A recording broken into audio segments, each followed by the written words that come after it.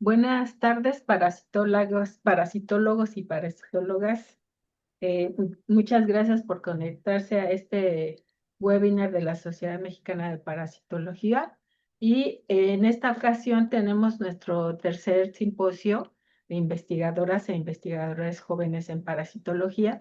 Y el propósito es tener investigadores, lo dice jóvenes, que han realizado sus estudios de doctorado, ya están empezando sus carreras de manera independiente y pues externamos pues muchas gracias a los tres por participar y a los que están conectados ya sea por Zoom o por Facebook, en hacerles sus preguntas a los ponentes al final de sus presentaciones.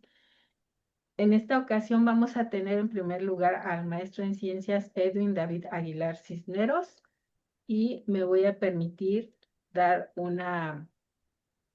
su semblanza. Sí, Edwin, si quieres ir compartiendo tu presentación mientras que yo platico algo acerca de ti. El maestro en ciencias Edwin David Aguilar Cisneros es maestro en ciencias, se graduó con honores en en la licenciatura en química por parte de la Universidad de las Américas. Obtuvo el grado de maestría en genética y biología molecular por parte del Centro de Investigación y de Estudios Avanzados. Tiene un grado en alta especialidad en citogenética por parte del Instituto Nacional de Pediatría. Ha sido catedrático en la Universidad de las Américas y ha sido como consultor en los laboratorios de análisis clínicos Castillo y Cervos. Actualmente está realizando el doctorado en el Centro de Investigación de Estudios Avanzados de la Unidad Zacatenco. Gracias, Edwin, y pues empezamos a escuchar tus resultados. Gracias. Muchas gracias por esa presentación. Como mencionaron, soy el estudiante de doctorado Edwin David Aguilar Cisneros. Una preguntita, ¿se escucha bien? Se escucha bien, sí se escucha bien. Perfecto. Muchas gracias. Soy el estudiante de doctorado Edwin David Aguilar Cisneros y es para mí un gran honor el poder estar el día de hoy aquí ante esta comunidad científica para poder compartir un poco de mi investigación. Agradezco a la Sociedad Mexicana de Parasitología por este espacio otorgado en este tercer simposio virtual de investigadoras e investigadores jóvenes en parasitología, donde voy a presentar mi proyecto que estoy realizando durante este doctorado, que lleva por título Participación de la proteína TCTP en la respuesta al daño oxidativo al ADN en trofosoditos de Yatia-Denali, el cual está bajo la tutela de la doctora Rosa María Bermúdez Cruz y la doctora Guadalupe Ortega Pirres del Departamento de Genética y Biología Molecular del CIMBESTAF.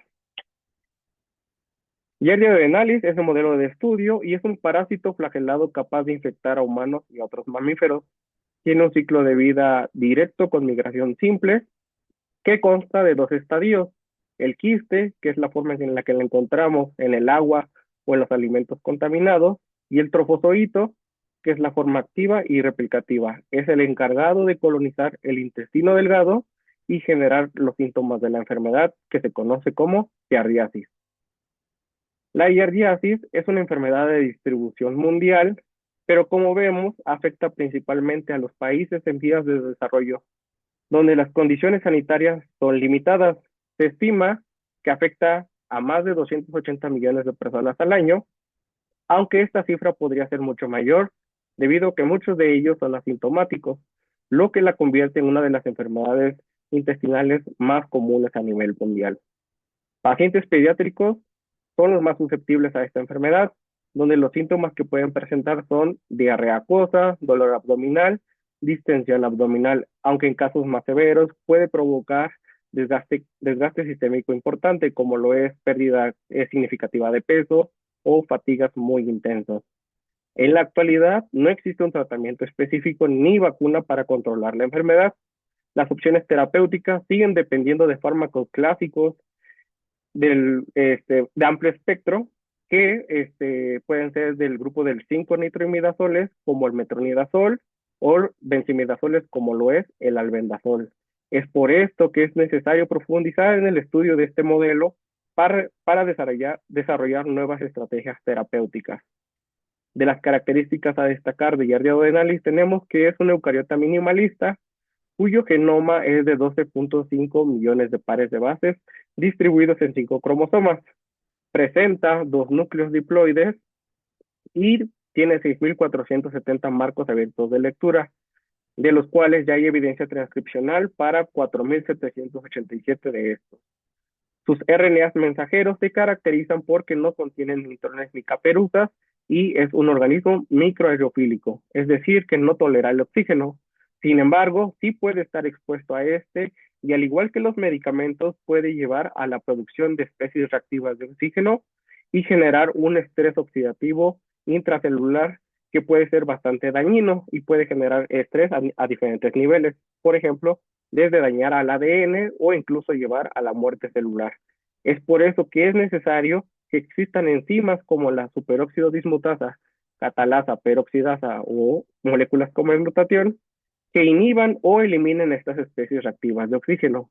Sin embargo, en Giardia estas proteínas no se encuentran. En su lugar, Giardia tiene un sistema alternativo para neutralizar estas especies reactivas de oxígeno que consta de varias moléculas y proteínas, como lo puede ser la L-cisteína, el piruvato, el disulfuro reductasa, peroxirreduxinas, entre otras. También hay la posibilidad de que existan otras proteínas que no se han caracterizado, como lo puede ser TCTP. Es muy importante caracterizar este sistema, puesto que se encarga principalmente de controlar la homeostasis celular. Esta proteína TCTP se conoce como la proteína tumoral controlada traduccionalmente y fue descrita por primera vez en 1995 por la doctora Susan McDonald, donde la reporta como el factor liberador de histamina. En su estructura tridimensional está conformada por 3 alfas hélices que podemos ver aquí en color azul y 11 hojas beta plegadas que podemos ver aquí en color rosa. Tiene diferentes longitudes dependiendo de los organismos y, por ejemplo, en Homo sapiens tiene una longitud de 172 aminoácidos. Es una proteína bastante pequeña.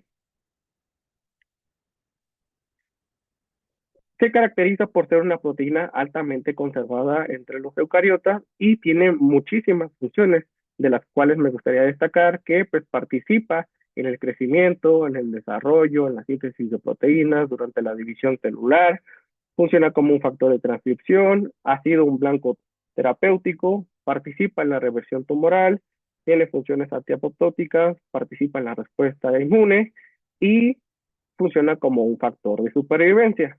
De igual forma, más adelante, en el 2012, se determinó su importante papel en la participación en la reparación del ADN, pues estabiliza proteínas de alta importancia como lo puede ser ATM en la reparación homóloga o el dímero Q70-Q80 durante la unión de extremos no homólogos. Considerando todas estas funciones en mente, nuestro grupo de trabajo se preguntó si Giardia duodenalis posee un gen putativo para la proteína TCTP. E interesantemente encontramos que sí, Giardia sí posee un gen putativo que, que codifica para una proteína de TCTP y que esta proteína está altamente conservada y que presenta los dominios ya reportados en otros eucariotas como lo puede ser en Homo sapiens, en Saccharomyces cerevisiae, músculos o Drosophila melanogaster. Lo interesante de esto es que está altamente conservada, por lo que nos preguntamos si puede tener alguna función citoprotectora. Y efectivamente encontramos que sí. TCTP de Giardia duodenalis protege a las bacterias del daño causado por el peróxido de hidrógeno, que como sabemos es un reactivo ya caracterizado que efectivamente produce especies reactivas de oxígeno. Lo que se llevó a cabo en este experimento fue lo siguiente. Bacterias de E. coli fueron transformadas con un vector que va a sobreexpresar la proteína TCTP de Giardia duodenalis y por otro lado transformamos esas mismas bacterias con el vector vacío, es decir, que no van a expresar la proteína TCTP ni ninguna otra proteína, es la que nos va a servir como control. Y ambas cepas fueron cultivadas y después se expusieron a diferentes concentraciones de peróxido de hidrógeno, se incubaron por 3 horas a 37 grados, después se hicieron diluciones y se hicieron ensayos de goteo para ver la formación de colonias. Y como podemos observar en esta imagen de la derecha, Las bacterias que sobreexpresan a la proteína recombinante de TCTP de Yardi Denali presentan una mayor tolerancia a diferentes concentraciones del peróxido de hidrógeno respecto a aquellas que solo fueron transformadas con el vector vacío. Y esto lo podemos ver porque hay un mayor número de colonias que se están formando en las bacterias que expresan TCTP. Al mismo tiempo que se llevaba a cabo este experimento, Krakowska y colaboradores en el 2022 reportaron que en cepas resistentes a metronidazol se encuentra esta proteína sobreexpresada. Y esto es muy interesante debido a que el metronidazol, como ya había mencionado, es uno de los medicamentos más utilizados para controlar esta enfermedad. Y ya se ha reportado bastante bien que también produce especies reactivas de oxígeno. Entonces, de esta forma, también esta proteína se está reportando que está protegiendo de alguna forma ante el estrés oxidativo generado por las especies reactivas de oxígeno. Con todo esto en mente, nos planteamos el objetivo general de determinar el papel de la proteína TCTP en Yardi Adenales en el daño oxidativo al ADN. La estrategia experimental que se propuso fue la siguiente. Trofosoditos de Yardi Adenales fueron expuestos a agentes oxidantes y a sus vehículos correspondientes. Esto pues nos servirá como el control. Se incubará por diferentes tiempos a 37 grados y posteriormente se recuperará en las células. La extracción de los RNAs mensajeros se llevará a cabo mediante trisol y la calidad de la extracción del RNA mensajero se verificará en geles de agarosa al 1%. Una vez que se tenga una buena, adecuada calidad en la extracción del RNA mensajero, este se llevará a cabo la retrotranscripción y de esta forma tendríamos el cDNA para poder llevar a cabo la PCR en tiempo real y de esta manera determinar los cambios en la expresión de los genes de interés, que en este caso sería de TCTP, en los trofosoditos de Yardi Adenales expuestos a diferentes agentes oxidantes. Y de manera muy interesante encontramos que el gen de TCTP se sobreexpresa en trofosoditos de Yardi Adenales después de la exposición a peróxido de hidrógeno, donde podemos observar en la siguiente gráfica del tiempo real, donde vemos que efectivamente a 180 minutos se obtiene una mayor sobreexpresión del RNA mensajero de este gen, y esto es estadísticamente significativo. Ahora la pregunta es, ¿pasará lo mismo con los medicamentos, donde ya se ha reportado que también generan especies reactivas de oxígeno? Y efectivamente obtenemos un patrón similar, donde hay una sobreexpresión incluso desde la primera hora y hasta la tercera, tanto para metronidazol como para el albendazol, que son los medicamentos más utilizados para el tratamiento de esta enfermedad. Sin embargo, esto es a nivel de mensajero. Ahora, la pregunta que nos queda por contestar es si también hay un cambio en los niveles de expresión de la proteína. Sin embargo, en la actualidad no contamos con un anticuerpo que sea específico para TCTP. En su lugar, decidimos, para resolver esto, decidimos etiquetar el gen de TCTP en el genoma de Yardi Adenales. La estrategia que se debe llevar a cabo para esto es clonar el gen de TCTP, bueno, o el gen de interés, en un vector que proporcione alguna etiqueta, como lo puede ser MIC o hemaglutinina. En este caso, utilizamos el de MIC del vector PKS-MIC-PAC. Y como podemos observar, aquí la etiqueta queda en el lado del carboxilo de nuestro gen. El siguiente paso, después de tener la clonación del gen en este vector, es llevar a cabo una linealización para poder llevar a cabo la transfección en trofosoditos de Yardi Adenales y se hará por electroporación. La inserción del vector linealizado se llevará a cabo por la recombinación y como podemos ver en el siguiente esquema, perdón, la inserción se llevará a cabo por la recombinación y la selección de las clonas se hará mediante el cassette de resistencia, que en este caso es puromicina. Asimismo, una vez que se tengan estas clonas, se debe corroborar que la inserción se haya llevado de manera adecuada y esto lo podemos hacer mediante PCR, donde podemos utilizar este set de oligos que van sobre el cassette de resistencia y sobre arriba del gen endógeno. Es decir, que de esta forma corroboraríamos que la inserción se llevó de manera adecuada. Y efectivamente, como podemos observar en el siguiente Westerblot, solo la cepa que fue transfectada presenta dicha banda que corresponde a la proteína etiquetada, mientras que en la cepa control no vemos la presencia de esta proteína. Y de esta forma podemos utilizar anticuerpos más generales, como lo puede ser antimix, para la detección de proteínas para las que no se cuente con un anticuerpo comercialmente disponible. De esta forma, podríamos ya posteriormente, más adelante, durante la investigación, verificar si hay cambios en la expresión de la proteína TCTP ante los agentes oxidantes como puede ser peróxido de hidrógeno o los medicamentos per se. Y hasta el momento es hasta ahí donde llevamos en la investigación y las conclusiones que ya tenemos en este momento es que TCTP de Yardia se sobreexpresa después del estrés oxidativo, uno de los mayores desafíos fisiológicos del parásito. TCTP de Yardia debido a su papel en la protección en el estrés oxidativo, podría estar involucrado en la resistencia al bendazol y al metronidazol. Y por último, tenemos que los resultados obtenidos ofrecen perspectivas para entender cómo Yardia utiliza la proteína TCTP para evadir el daño ocasionado por los agentes oxidantes y constituyen una plataforma para el estudio de la proteína de TCTP como un potencial blanco terapéutico. Por último, me gustaría agradecer siempre a mis doctoras, que son los que me están apoyando muchísimo en esta investigación, que es la doctora Rosa María Bermúdez Cruz y la doctora María Guadalupe Ortega, y todos somos del Centro de Investigación y Estudios Avanzados del IPN. Y pues les quiero agradecer nuevamente por su atención y por la oportunidad y me gustaría recibir si tienen alguna pregunta.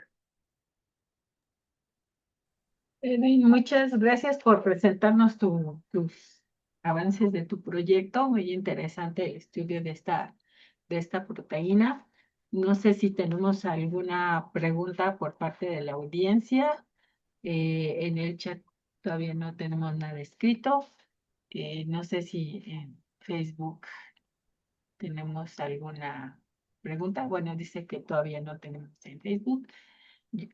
Mientras que los demás preparan su pregunta, yo le quisiera preguntar, Edwin, esta proteína, ¿tú qué predicen? Si puede funcionar como un factor transcripcional, ¿esperarían que tuviera en Yardia una función como factor transcripcional o puede tener una actividad enzimática que esa es la que haga que pueda responder a los fármacos y al estrés del peróxido? Sí, lo que se ha reportado en la literatura es que en el caso de las especies activas de oxígeno, sirve como una molécula que se puede oxidar. Entonces puede ser de manera directa,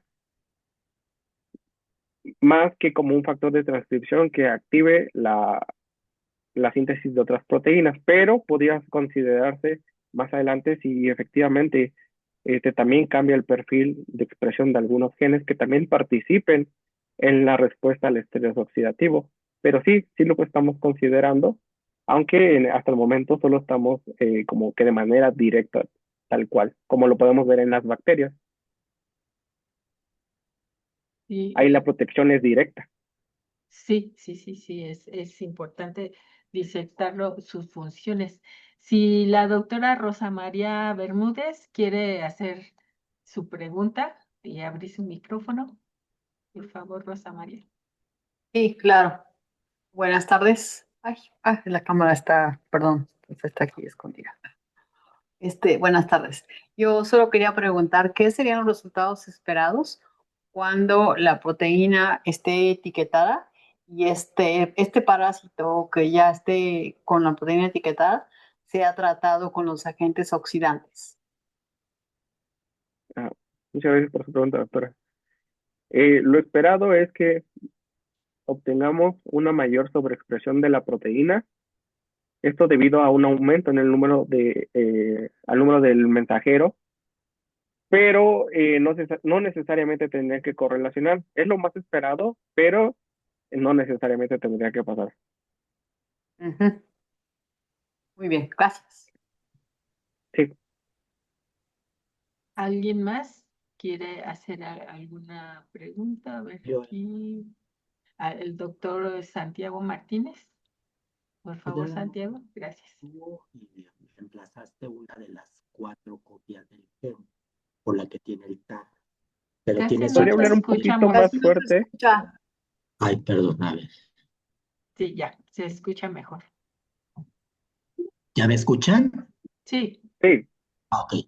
Si te decía que tú reemplazaste o marcaste con el tag una de las 4 copias que tiene el parásito, ¿correcto? sí, efectivamente, la inserción del vector linearizado puede ocurrir en cualquiera de los 4 alelos que puede tener el parásito, puede ser en uno, puede ser en dos o en tres, o sea, esa parte no se puede controlar, es aleatoria la inserción. Es decir, a lo mejor cuando veas la sobreexpresión, quizá no veas un aumento tan grande, porque a lo mejor las copias que no están marcadas son las que se están sobreexpresando, no necesariamente las que tú estás marcando, ¿no?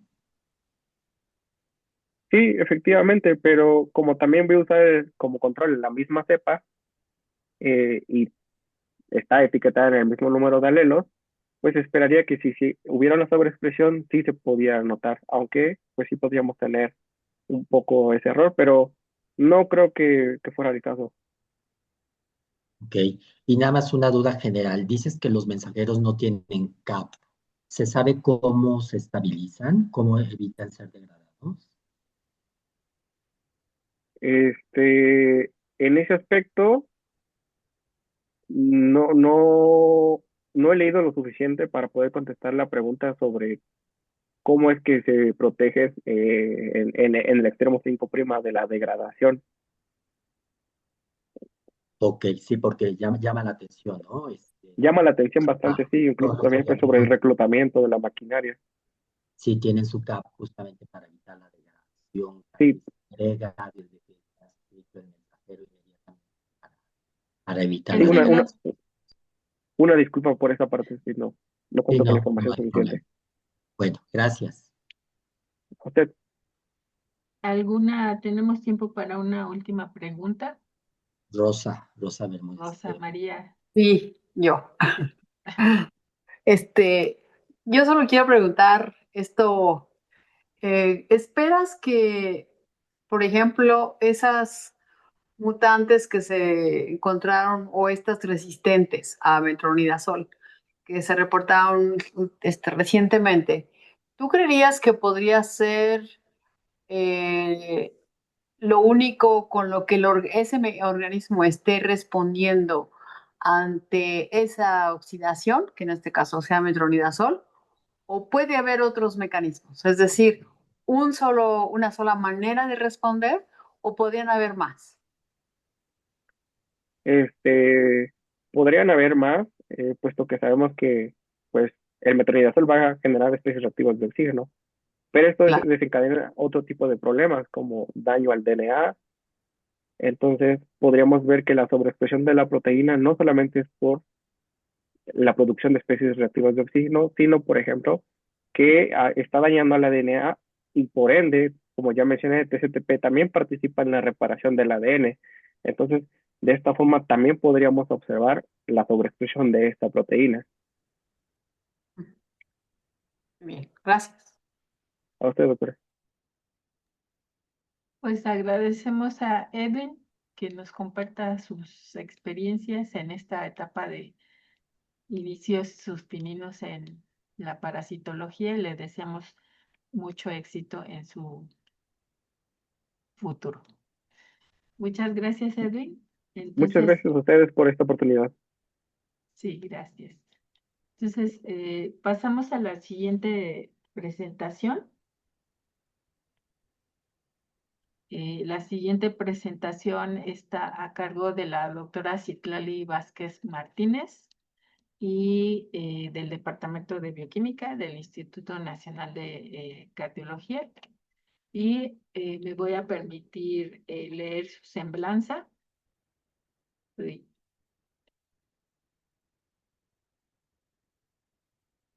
permítanme.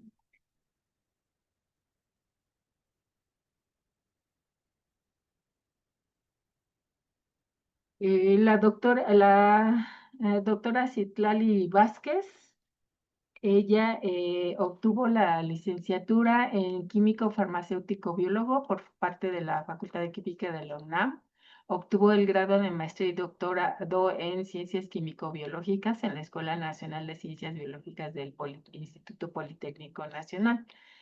La doctora Vázquez ha publicado 16 artículos internacionales, 3 capítulos de libro, es tutora de 2 tesis de licenciatura y ha sido tutora de estancias estudiantiles de la misma Facultad de Química de la UNAM.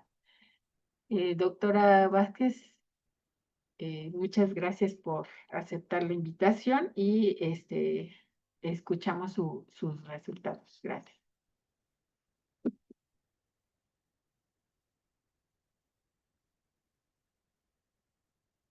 No escuchamos a Citlali. ¿Ya me escuchó? Ya te Ok. escuchamos. Muchas Yo gracias. estoy bien. Hoy les voy a hablar de los nuevos enfoques en la búsqueda del tratamiento contra la enfermedad de Chagas. Ay, no avanza. Bueno, la enfermedad de Chagas es Trypanosoma cruzi es el agente causal de la enfermedad de Chagas y se sabe que esta enfermedad es endémica de 21 países de América, en los que se encuentra México. Mediante un análisis que se hizo en el 2019, se estimó que cerca de 4 millones de personas pueden estar infectadas y que cerca del 88% de la población nacional está en riesgo de infectarse. Si bien se sabe que la principal vía de transmisión es a partir del vector con un 80%, también existen otras vías de transmisión que su estudio ha incrementado en los últimos años, como es la vertical, trasplante de órganos, transfusión sanguínea, donde se encuentra la fase infectiva del parásito, también por transmisión oral, que es por el consumo de alimentos que tienen las diferentes formas del parásito, y en menor medida por accidentes de laboratorio. Esta enfermedad consta de 2 fases, la fase aguda que dura aproximadamente 8 semanas, que se caracteriza por tener una alta parasitemia y en donde el 90% de los infectados cursan de una manera sintomática. Pasado el tiempo, llegan a la fase crónica donde hasta un 30% de los infectados manifestarán una forma clínica, ya sea a nivel cardíaco, digestivo o mixto. Es importante decir que el tratamiento solo es efectivo en la fase aguda de la enfermedad y está basado en 2 fármacos, besnidazol y nifurtimox, que si bien están aceptados por la FDA, debido a sus periodos de tratamiento tan largos que van de los 30 a los 120 días, y que durante ese tratamiento presentan diferentes efectos adversos que van de leves a graves, pues es importante buscar un nuevo tratamiento que ayude a mejorar la cura contra la enfermedad de Chagas, además de que estos fármacos no están disponibles comercialmente. Es por eso que nuestro grupo de trabajo se ha enfocado en buscar nuevas alternativas al tratamiento. Y un enfoque que hemos utilizado es la búsqueda de nuevos blancos terapéuticos a partir de una herramienta que se llama análisis de control metabólica. Esta es una herramienta que nos dice el grado de influencia de cada una de las enzimas pertenecientes a una vía sobre la síntesis de un metabolito final. Esto por medio del cálculo del coeficiente de control de flujo. Este se obtiene al modular la actividad enzimática de una enzima y ver el efecto que tiene sobre el flujo de la vía metabólica. Después se calcula la pendiente en la recta tangente en el punto 100-100, que pertenece a la actividad basal de la enzima y al flujo basal de la vía, además de que obedece el teorema de la sumatoria, que nos dice que la suma de los diferentes coeficientes de control de flujo de las diferentes enzimas de la vía tendrá que ser igual a 1. Entonces, si podemos observar el comportamiento de la enzima A, donde al disminuir la actividad de la misma enzima, podemos ver que hay un cambio proporcional en el flujo de la vía y por lo tanto tendrá un coeficiente de control de flujo cercano a 1, y esto nos dirá que es un mejor blanco terapéutico. Al respecto, nosotros hemos estudiado la vía de síntesis de tripanotión, ya que es el principal metabolito antioxidante con el que cuenta el parásito, y observamos, mejor dicho, determinamos que la gamma-glutamilcisteína sintetasa controla hasta un 70% la síntesis de este metabolito. Además, demostramos que la cisteína es un aminoácido limitante para la síntesis de tripanotión, por lo que actualmente estamos estudiando las diversas formas de obtención de cisteína en el parásito. Está el transporte de cisteína, la síntesis de novo y la transfiguración reversa, que es de la que les hablaré en esta presentación.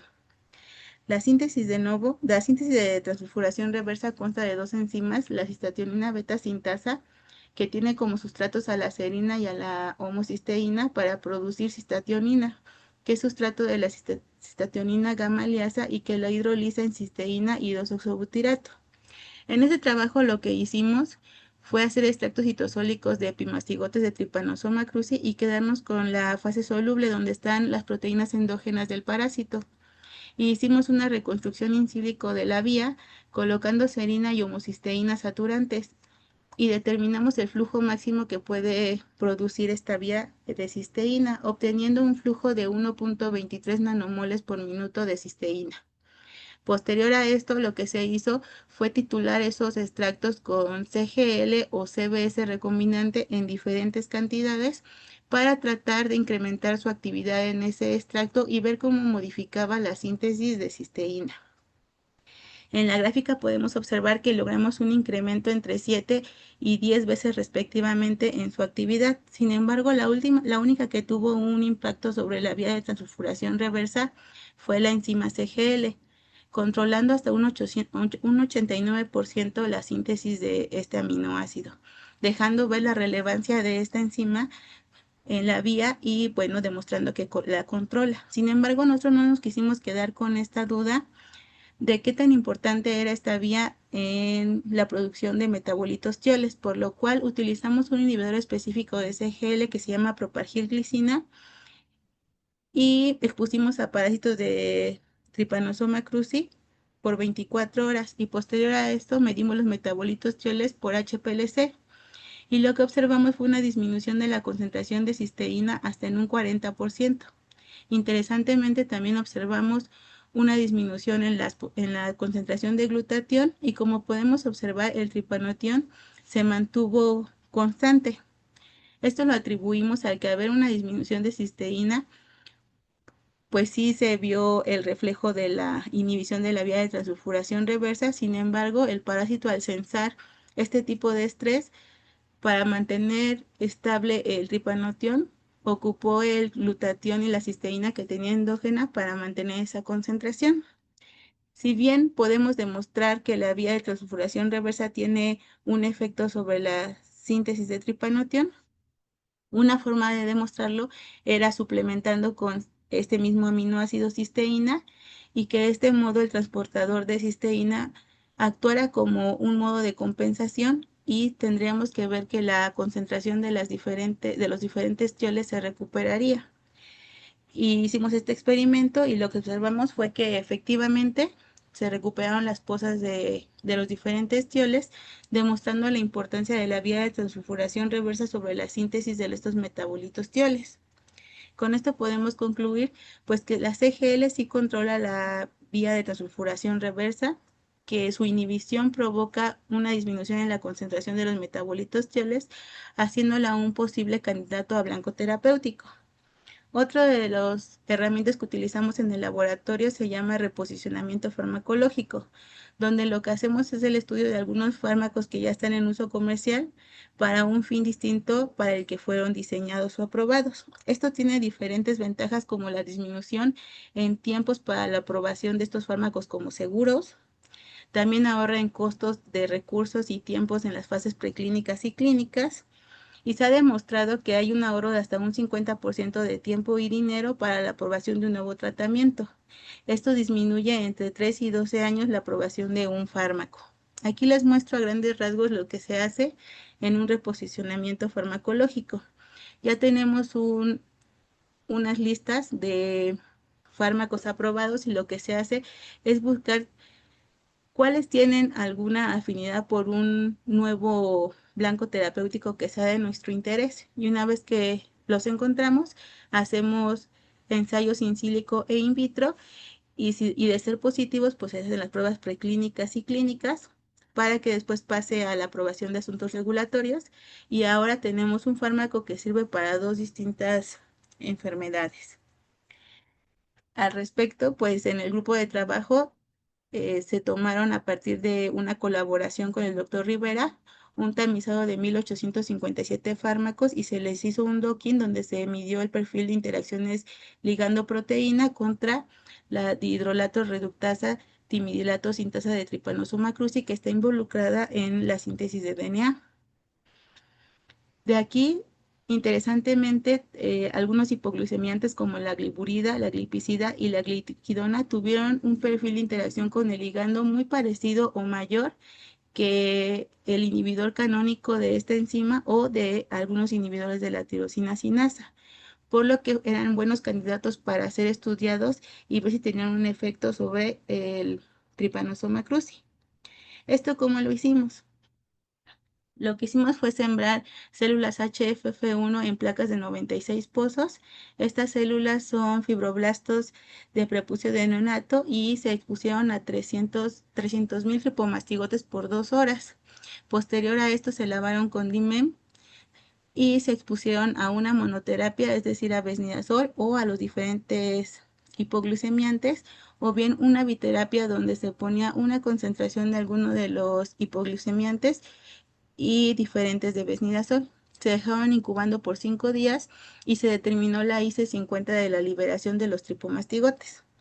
Aquí les muestro lo que pasó en la monoterapia, donde vemos que si bien hubo un efecto sobre la liberación de tripomastigotes a los 5 días, pues también tuvo un efecto sobre el crecimiento de las células HFF1. Aún así, pues podemos ver que no son diferentes con el fármaco canónico con respecto a una infección, por lo cual decidimos hacer una biterapia en la que se combinara el besnidazol con los diferentes hipoglucemiantes con la finalidad de disminuir la IC50 de este fármaco canónico. Y efectivamente se logró. Vemos que al ocupar una sola concentración de los diferentes antidiabéticos, que fue 1 micromolar, y diferentes de besnidazol, a los 5 días se disminuyó importantemente la IC50 de besnidazol. Aquí les muestro los datos, donde pasó de 0.26 micromolar a 0.03 y 0.04 respectivamente, disminuyendo la IC50 por besnidazol entre 5 y 8 veces. Por lo que nos animamos y tratamos de hacer o evaluar el efecto de estos antidiabéticos en un modelo agudo de infección por Trypanosoma cruzi, para lo cual inyectamos 10.000 tripomastigotes de vía intraperitoneal a ratones de la cepa CD1 de aproximadamente 30 gramos. Se dejaron cursar por la fase aguda de la enfermedad y se esperó al pico máximo de hipericitosis, que fue entre el día 12 y el 18 posinfección. En el día de pico máximo se le sometió a una monoterapia, ya sea de besnidazol o de los antidiabéticos vía intragástrica, y se contaron los tripomastigotes cada 2 horas, observando el efecto tripanocida. Como podemos ver, besnidazol es el mejor candidato con un 80% de efecto tripanocida. Sin embargo, gliburida y glipizida tuvieron un efecto tripanocida de un 60%, lo cual los puede hacer buenos candidatos para continuar con sus estudios. Con esto podemos concluir que los compuestos antidiabéticos sí tienen un efecto sinérgico, disminuyendo la IC50 de besnidazol y la infección in vitro. Además de que se demostró que en un modelo in vivo, la infección aguda de Chagas, la monoterapia con gliburida y glipizide pues sí fue efectiva y podría seguir para posibles estudios posteriores. Y bueno, solo me queda agradecer a todos los colaboradores y a mi grupo de trabajo, en especial pues a la doctora Emma Cecilia Saavedra, que me abrió las puertas de su laboratorio. Gracias. Muchas gracias, Itlali. Y no sé si tenemos preguntas. La doctora Rosa María Bermúdez, por favor. Gracias. Sí, gracias. Yo solo tengo la pregunta de, ¿solo serviría para tratar a pacientes que cursan algún tipo de inicios de diabetes o podría usarse en cualquier tipo de paciente? Sí, por las concentraciones que utilizamos, eh, teorizamos que se podría utilizar en cualquier tipo de pacientes. Sin embargo, Ok, tendremos que hacer estudios más específicos donde al modelo murino pues también se le mida glucosa y algunos parámetros para ver que no está afectando pues precisamente para lo que fueron diseñados los fármacos. claro. Muy bien, felicidades, muchas gracias. Gracias. Gracias. Gracias, Rosa María. Todavía no tenemos preguntas. La doctora Rebeca Mani tiene preguntas. Sí, gracias. Citlali, ¿han probado con diferentes líneas celulares cuando hacen el modelo in vitro? Sí, utilizamos células HFF1 y LLC. Hemos intentado montar la infección en células Vero, pero se nos disgregan muy rápido.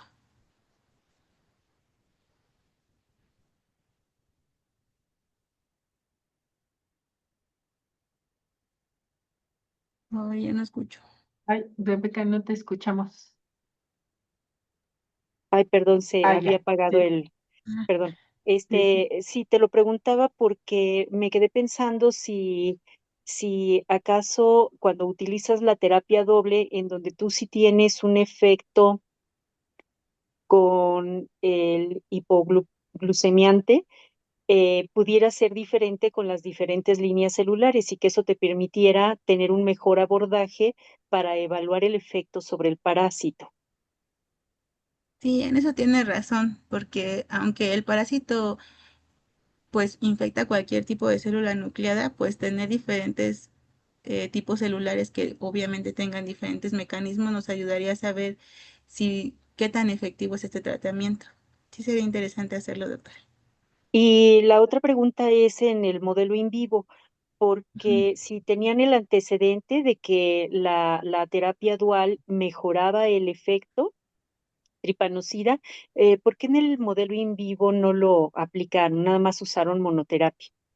Claro, pues este fue un ensayo piloto en donde queríamos ver cómo funcionaban los compuestos solos, porque pues hay que dosificar, hay que tener las condiciones exactas de la monoterapia para poder hacer la combinación con el besnidazol. Entonces, son los principios. Sí lo tenemos pensado hacer con la biterapia, pero tenemos que empezar por algo y algo que nos demostrara que sí íbamos a ver un efecto. Ok.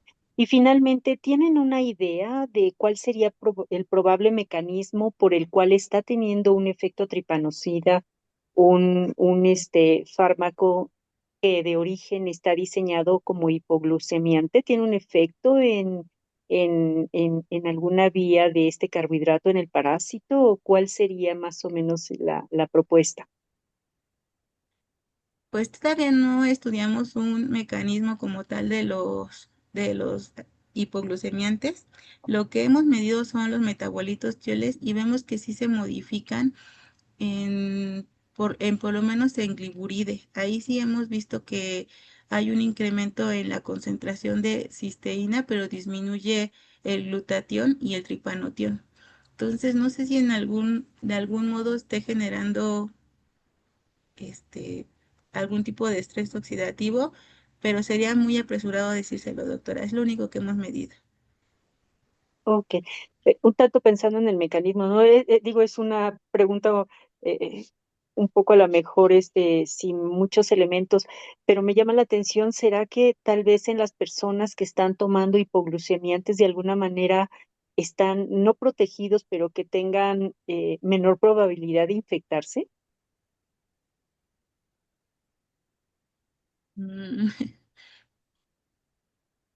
Mm, pues no lo sé, doctora. Eso no lo sé porque tendremos que ver si actúa sobre ya la infección establecida o si bien una vez que el parásito ingresa, sí puede evadir esos mecanismos de acción. O sea, que el fármaco esté sistémico o algo así. No, no lo sé, doctora.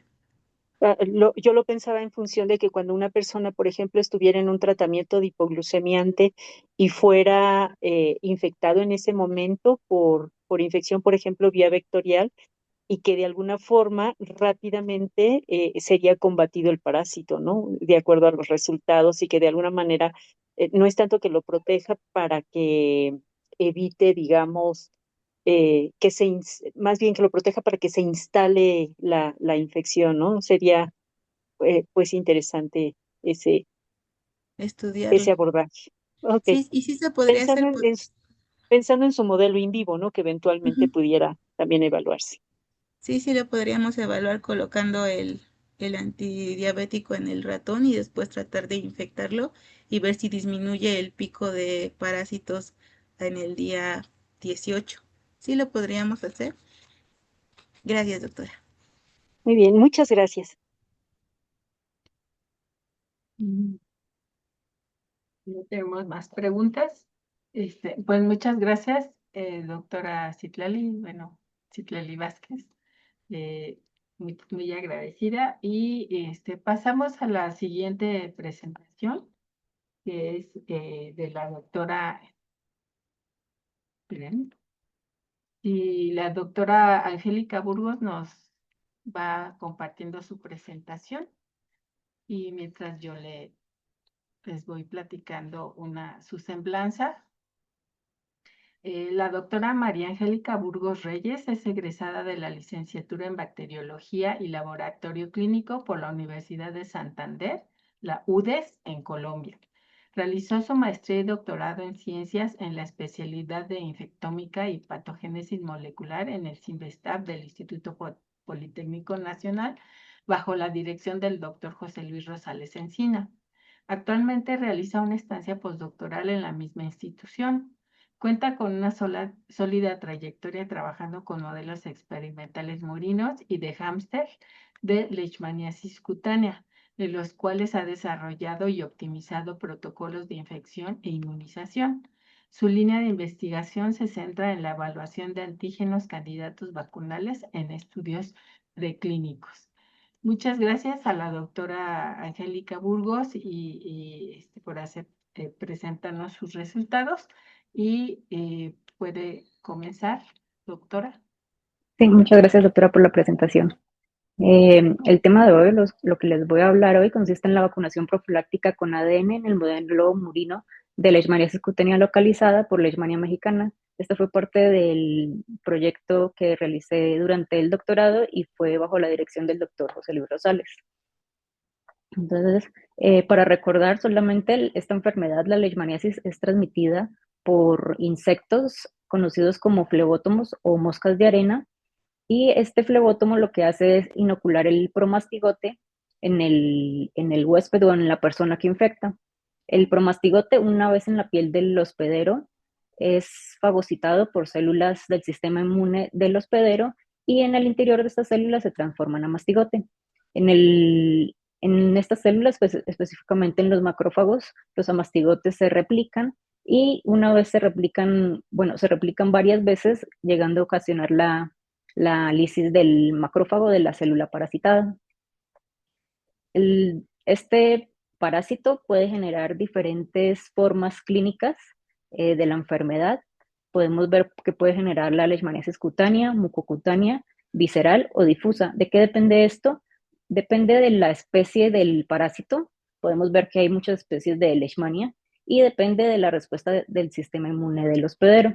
Ahorita nos vamos a centrar específicamente en la leishmaniasis cutánea ocasionada por Leishmania mexicana. Esta forma clínica de la enfermedad se caracteriza por la presencia de lesiones o de úlceras que tienen un fondo plano y tienen un borde elevado.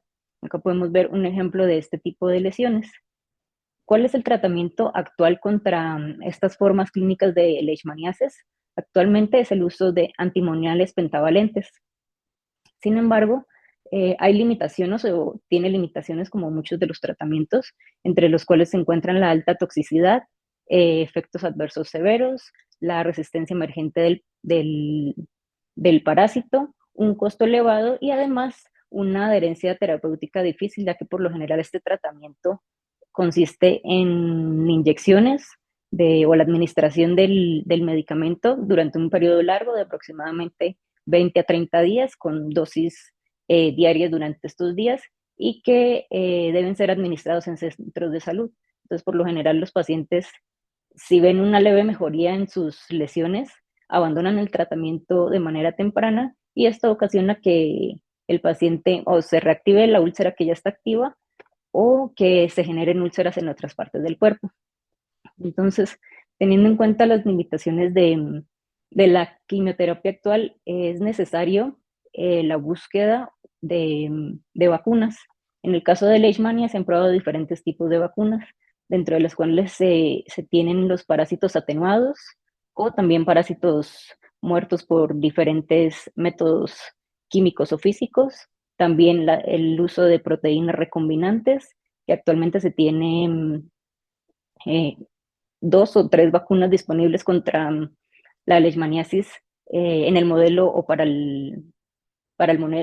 la leishmaniasis canina específicamente, y las vacunas de ADN o ARN, que son como nuestro enfoque en este momento. Estas vacunas de ADN consisten en la administración de plásmidos que contienen un inserto o un candidato vacunal, y este es administrado directamente a la persona o al paciente. Este plásmido se va a ser incorporado por las células del paciente y se va a producir la proteína, la cual va a estar disponible para generar una respuesta inmune en la persona que es vacunada. Además de elegir o de tener diferentes tipos de vacunas, también es importante la selección del antígeno. Normalmente se han utilizado diferentes tipos de antígenos, como es las proteínas que ya se encuentran reportadas, que funcionan como factores de virulencia, o también crear parásitos knockout para diferentes genes que se sabe que participan o que son importantes para la replicación del parásito. Y nosotros nos enfocamos en el enfoque de vacunología reversa, o en la plataforma de vacunología reversa, que consiste en el análisis in silico del genoma del parásito de interés, en este caso de la Leishmania mexicana, y se seleccionan diferentes criterios para evaluar o para obtener un antígeno candidato. Nosotros, el principal criterio que obtuvimos fue la selección de proteínas de membrana plasmática, ya que son proteínas que se encuentran expuestas y que estarían disponibles para ser visibles por el sistema inmune. Acá nada más les muestro algunos de los criterios que se tuvieron en cuenta para seleccionar estas proteínas, que tuvieran heles extramembranales, péptido señal. Se hizo el análisis o la búsqueda de en qué parte la localización celular de estas proteínas mediante diferentes software bioinformáticos, y nos quedamos al final con 3 proteínas. Estas proteínas, además de esta selección que se hizo previamente, también se buscó que tuvieran epítopes para linfocitos T y que no tuvieran homología con proteínas humanas. Finalmente nos empezamos el estudio que les voy a presentar ahorita. Seleccionamos la proteína LXMBA, que corresponde a una fosfatasa ácida de unidad membrana. Para poder evaluar o para poder probar esta vacuna en un modelo in vivo, primero teníamos pues que comprobar que la proteína se estaba expresando en el parásito, razón por la cual iniciamos con la clonación del gen en un vector de expresión de células procariotas para producir la proteína recombinante y anticuerpos que nos ayudarían a ver la localización de la proteína dentro del parásito. Entonces aquí podemos ver los 2 estadios, el de mastigote, el de promastigote y amastigote, y la localización de la proteína principalmente o cercana a lo que conocemos como el bolsillo flagelar en los 2 estadios. Además, este gen también se clonó en un vector de expresión de células eucariotas, que fue el vector PEVAX. Cabe destacar que este plásmido cuenta con motivos CpG y no metilados que favorecen una respuesta de tipo TH1, la cual es importante para la eliminación del parásito, ya que es un parásito intracelular. Entonces, tiene esto que actúa como ayudante y nos favorecería este tipo de respuesta. Se clonó en este vector y este plásmido lo utilizamos para transfectar células de mamífero en donde tuvimos o vimos la expresión de la proteína, bueno, la expresión tanto del gen como de la proteína. Una vez vimos que la proteína se expresaba in vitro, ahora sí procedimos a hacer el estudio o el análisis in vivo. Para esta parte del proyecto, nosotros seleccionamos los ratones BALB/c que son altamente susceptibles a la infección y que desarrollan desarrollan una lesión progresiva que no es autocurativa. Entonces, esto nos permite evaluar la lesión una vez se hace la infección durante varios días. Seleccionamos o usamos 3 grupos de ratones que inmunizamos con PBS, con el vector vacío o con el plásmido que contiene nuestro candidato vacunal. Se hicieron 3 inmunizaciones y 60 días después de la primera inmunización se hizo el reto parasitario con promastigotes de Leishmania mexicana. Evaluamos esta lesión, medimos la lesión durante 105 días y posteriormente se aplicó la eutanasia y se seleccionó o se obtuvo diferentes muestras de tejido del animal para análisis posteriores. Acá podemos ver la evolución de la lesión cutánea por reto, en donde podemos evidenciar que que los grupos control tienen una progresión de la enfermedad, o sea, de la lesión, conforme avanzan los días en los 2 grupos, y a diferencia de los animales inmunizados con el plásmido candidato, en donde primero que todo la infección o el desarrollo de la lesión es menor conforme avanzan los días, al menos en este animal que les muestro. Se trabajaron en un total de 10 animales por grupo y aquí les muestro cómo se vio la progresión de la lesión hasta el día 105 posinfección, donde fue evidente que la lesión era menor en los animales que habían sido vacunados con el plásmido candidato. Además de seguir la lesión, también se evaluó la carga parasitaria mediante ensayos de dilución limitante y con estos pudimos ver que al menos el 70% de los animales no tenían evidencia de presencia del parásito y que 3 de ellos, el 30%, sí tenían parásitos, pero era mucho menor en comparación con los grupos control. También obtuvimos tejido, obtuvimos piel de los animales para ver cómo estaba el sitio de la infección, es decir, el cojinete plantar, y se hizo la tinción con hematoxilina y eosina. En estas células o en este tejido pudimos ver la presencia de infiltrados inflamatorios en los 2 casos, infiltrados inflamatorios con la presencia de los amastigotes del parásito, que se muestran acá, que son como los puntos más moraditos y más chiquitos que se ven. Y se puede ver que está presente en gran cantidad en el tejido de estos 2 grupos de animales.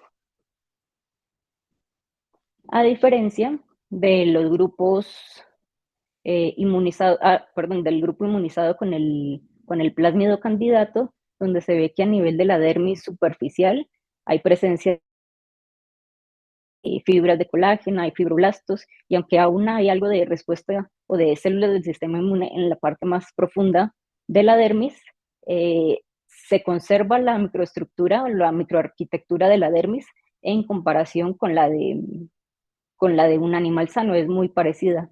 Entonces, también a nivel de la epidermis, si podemos ver acá todavía se conservan los estratos de la epidermis en comparación con el tejido de estos animales que no conservan la microarquitectura típica de la misma. Y además también evaluamos la proliferación de células en respuesta al antígeno. Para ello se hizo la extracción del vaso, se purificaron linfocitos y estos se estimularon con la proteína recombinante, donde observamos que las células del vaso o linfocitos purificados tenían un índice de estimulación alto y respondían específicamente al antígeno, lo que nos decía que teníamos una respuesta específica de antígeno y que esto podría ser lo que estaba ocasionando el resultado o la disminución de la carga parasitaria utilizando el antígeno candidato como vacuna. Además, una manera indirecta de medir si el tipo de respuesta celular es es la isotipificación de anticuerpos, y para ello medimos el isotipo IgG1 y IgG2, observando que había mayor IgG2 que IgG1, y esta relación, cuando hacemos el cálculo de esta relación, nos da un valor superior a 1, lo que significa, o ya está bien descrito, que en el modelo de ratón nos orienta hacia un tipo de respuesta TH1. Entonces, ¿cuáles fueron las conclusiones de este proyecto hasta este punto? Era que el gen LXMBA de la Alemania mexicana es altamente inmunogénico, al menos en esta plataforma. El plásmido induce una respuesta TH1 protectora, y que la vacunación confiere protección parcial significativa en el modelo más susceptible, por lo cual creemos que es un candidato prometedor para formulaciones multivalentes o prime boost.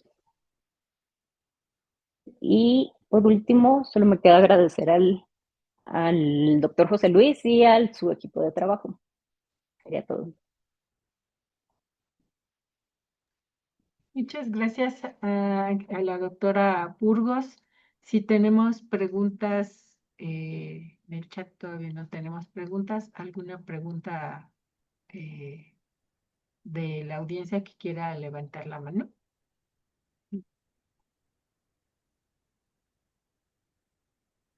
Bueno, Edwin Aguilar va a hacer una pregunta. Edwin, por favor. Hola, doctora Angélica. Hola, Gracias por su Edwin. presentación, muy interesante, la verdad.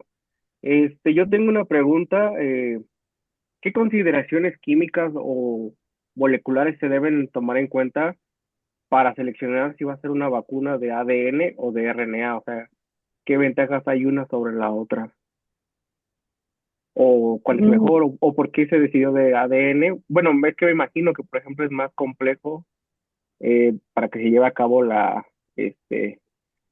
traducción en la proteína si hubieran utilizado a lo mejor, por ejemplo, RNA. Sí, dices que por qué utilizamos la vacunación con DNA. Ajá. Por disponibilidad, la verdad, teníamos el plasmio que tenemos disponible, nos permitía clonar específicamente DNA, y por eso elegimos una vacunación específica con este. Si no consideramos el hacerlo con RNA. Ok, muchas gracias. Ujú. Mientras si alguien tiene otra pregunta, yo le quería preguntar, doctora Burgos, ¿ustedes también identificaron otras posibles proteínas o péptidos que eran putativos o el otro era un probable receptor? ¿Cómo es que deciden por cuál porque de esas proteínas pues prácticamente no se conoce nada? Entonces se necesitaría algo así como hacer un diseño de la estructura, una predicción de la estructura para poder seleccionar un candidato vacunal con los resultados de estas plataformas que te pueden dar este tipo de blancos para vacunales. Sí, sí, esto también se hizo. No lo mostré, pero sí se hizo con las 3 proteínas que nos resultaron al final. Empezamos con esta, también se está haciendo los estudios con una de las otras, pero empezamos con esta, y fue de las primeras que pudimos clonar. Por eso continuamos con esta principalmente, pero con las otras también se está realizando algunos ensayos. Y la otra pregunta ¿son solamente ciertas partes de la proteína o es la proteína completa o No, es eh, solo la región extramembranal, sí, para ajá. amplificar el gel, diseñamos oligos que solamente amplifican la región extramembranal. Ujú. Entonces no tiene que ser necesariamente la conformación del No, péptido que se sí, está sobreexpresando en las células. Esperarían que tuviera la misma estructura tridimensional solamente el fragmentito El o... fragmento, sí, solamente el fragmento que clonamos. Ujú. Ok. Dice que hay una pregunta por el chat. Si Adrián Vichy quiere hacer su pregunta por micrófono a interactuar con ella. Bueno, mientras se la leo, doctora Burgos, dice, muchas Sí. gracias y felicidades por su gran labor. Su pregunta es si una carga parasitaria alta en la mosquita puede ocasionar varias lesiones si pica en varios lados, y en base a eso, al hacer un frotis, ¿sería seguro que salga positivo? Algo así, pregunta. Esto depende, o sea, si una mosca pica en diferentes lados, sí puede generar varias lesiones. Si la otra pregunta de si hacemos un frotis de la lesión, este es el método diagnóstico, el hacer un raspado del borde de la lesión, que es donde más se encuentran los parásitos. Sin embargo, cabe aclarar que no siempre se observan los parásitos, dependiendo de la especie. Hay especies que generan lesiones más agresivas y que la cantidad o la carga parasitaria no es tan alta como para detectar la frotis. Sí, muchas gracias. También es una pregunta relacionada. En Facebook pregunta Blackstone Disc. Eh, Buenas tardes. Dice, ¿una sola picadura con una carga parasitaria alta puede ocasionar varias lesiones o solo una donde picó? Por lo general ocasiona una, es lo típico, lo característico es que ocasione solo una.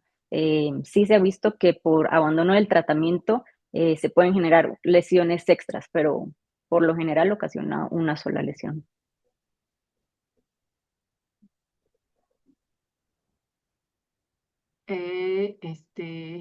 Si alguien más tiene una pregunta.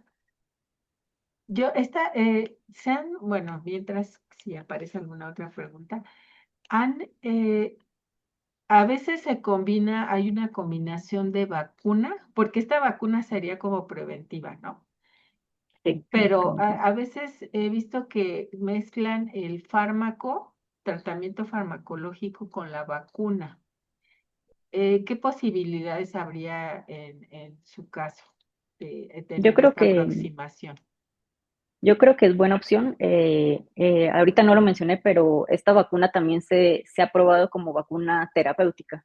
Entonces, lo que hacemos es infectar los animales, no dejamos que desarrollen la lesión tan avanzada, pero sí esperamos que haya una evidencia macroscópica de lesión, que haya una inflamación y posteriormente los vacunamos. Y con el mismo esquema, 3 dosis separadas de 15 días y hemos visto que en esos animales no reduce absolutamente la lesión, pero sí no avanza a la lesión ulcerada típica de leishmaniasis cutánea.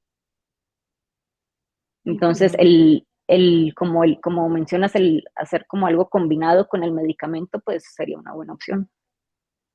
sí, porque los antimoniales sí tienen esa desventaja, ¿no? De la Sí. administración, son bastante tóxicos, pero sí se Ujú. pueden hacer una terapia combinada, en este caso la Sí. vacuna como vacuna terapéutica, pues sí Ujú. podría ser una aproximación. Sí, sí estaría bien.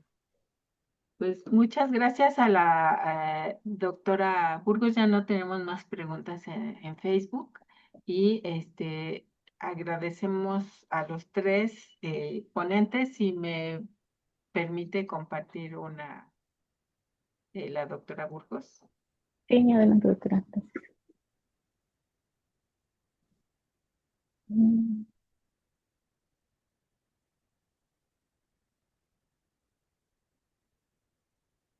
Pues nada más les quería mencionar pues las constancias de la participación de nuestros ponentes. Como podemos ver, es una gran pues ver a estos jóvenes investigadores que están empezando sus carreras en estos temas parasitológicos y ver cómo van avanzando y cómo van creciendo, ¿no? Es que son el propósito de estos seminarios. Aquí está la constancia del doctor, del maestro Edwin. Aguilar, dice que la Sociedad Mexicana de Parasitología otorga la siguiente constancia al maestro en ciencias Edwin David Aguilar Cisneros por su participación en nuestros seminarios mensuales, y tenemos pues el maestro en ciencias, el de la doctora Citlali Vázquez y de la doctora Angélica Burgos. Agradecemos a los tres por su participación y agradecemos a todos los que se conectaron en esta webinar. Esperemos verlos el próximo año. Empezamos muy probablemente en enero o febrero. Los esperamos y en nuestros seminarios del webinar, y obviamente también los invitamos a que se afilien a la Sociedad Mexicana de Parasitología. Agradecemos a todos a nombre del, y en particular, bueno, un agradecimiento pues como representante de una parte de los representantes de la Sociedad Mexicana de Parasitología. Pues feliz año, felices fiestas, se les deseamos lo mejor a todos ustedes y a sus familias. Nos vemos hasta la próxima.